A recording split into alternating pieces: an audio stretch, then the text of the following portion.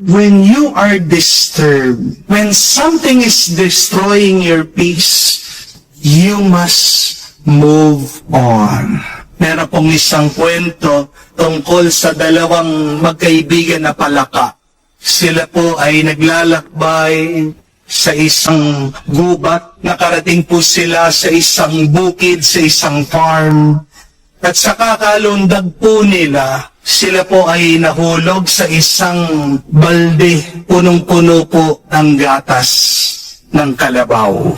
Sila po ay lumalangoy. Pinipilit po nilang lumundag, tumakas.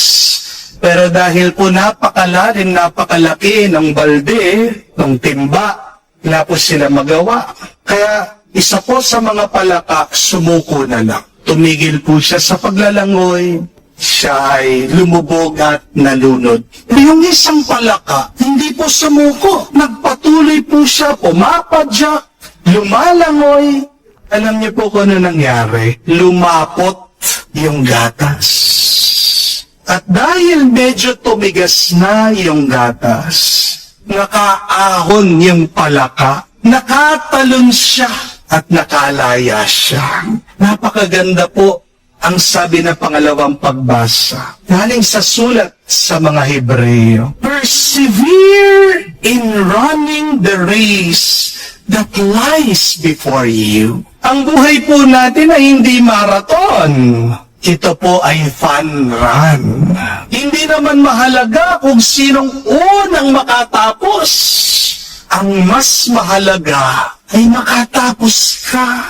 Ang mas mahalaga ay makapunta ka sa finish line. Dahil ang bawat nagtatapos ay pinuputungan ng korona ng tagumpay. Kapatid, hindi ka magwawagi, humihinto ka. Ang mga istorbo o gulo mo sa buhay ay pagsubok lang sa'yo. Hindi pader. Ang iyong mga istorbo, sila po ay tapakan lang para mas makaangat ka pa at marating mo ang pinapangarap ng Diyos para sa iyo.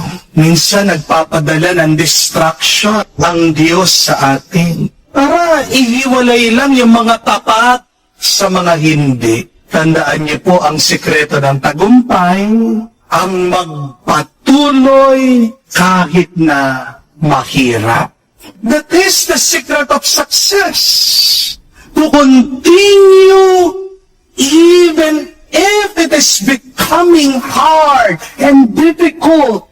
Dahil isa lang po ang salita na maghihiwalay sa mga matagumpay at mabibigo sa buhay. Yan po ang salitang tiyaga. Perseverance is the word that will separate winners from losers. Pero kung wala kang lakas, kung ikaw ay nanghihina, may mabuti pa ring balita. Dahil sa ating ebanghelyo, sinasabi ni Jesus, siya'y dumarating nagdadala ng apoy. He came into this world bringing fire, setting ablaze our life. At ano po yung apoy na yun? Hindi po yan panira. Ang apoy na dala ni Jesus ay banal. Jesus is bringing a holy fire. At ang banal na apoy na ito, siya magpapalakas sa'yo. Diba ang tawag po natin sa mga taong very passionate, napakagana ay they are on fire.